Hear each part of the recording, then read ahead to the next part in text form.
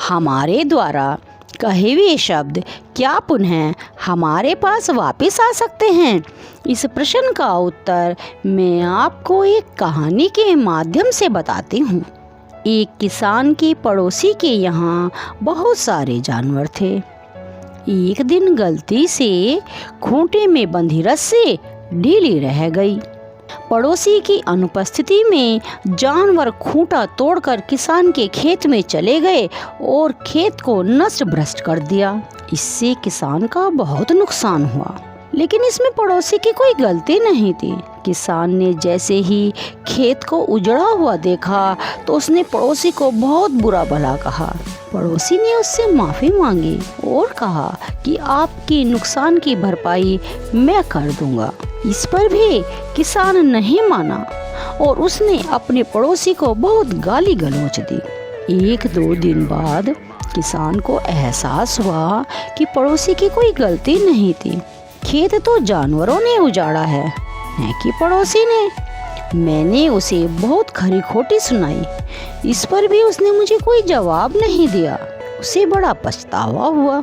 अपनी गलती का एहसास होने पर वह पास के ही एक चर्च में पादरी के पास पश्चाताप करने के लिए गया और उसने पादरी को सारी बातें कह सुनाई और कहा, अपने द्वारा कहे गए गलत शब्दों को मैं वापस लेना चाहता हूँ। इस पर पादरी ने उसे पंखों से भरा एक थैला दिया और कहा, इसे शहर के बीचों बीच बिखेर दो। पादरी का आदेश पाकर वह पंखों को शहर के बीचों बीच बिखेर कर आ गया। वह पंख बिखेर कर जैसे ही पादरी के पास वापस आया तो पादरी ने उसे दोबारा शहर जाने के लिए कहा और कहा, बिखरे हुए सारे पंख थैले में भरकर वापस ले आओ। किसान पुनः शहर गया। किसान ने पंखों को समेटने की बहुत कोशिश की, मगर सारे पंख हवा से इधर उधर उड़ गए थे।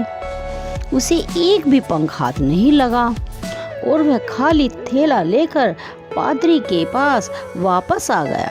पादरी ने किसान से कहा, सारे पंख उठाकर ले आए हो? किसान ने कहा, सारे पंख उड़कर इधर उधर हो गए थे, मैं उन्हें समेटने में असमर्थ रहा, मैं खाली थैला लेकर ही वापस आया हूँ।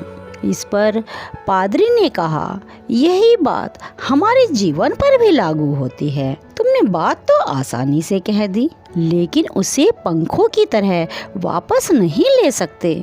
इसलिए हमें सोच विचार कर बोलना चाहिए और शब्दों के चुनाव में बहुत सावधानी बरतनी चाहिए। जैसे तीर से निकला हुआ कमान वापस नहीं आ सकता, उसी प्रकार मुंह से निकले हुए शब्द भी लौटाए नहीं जा सकते।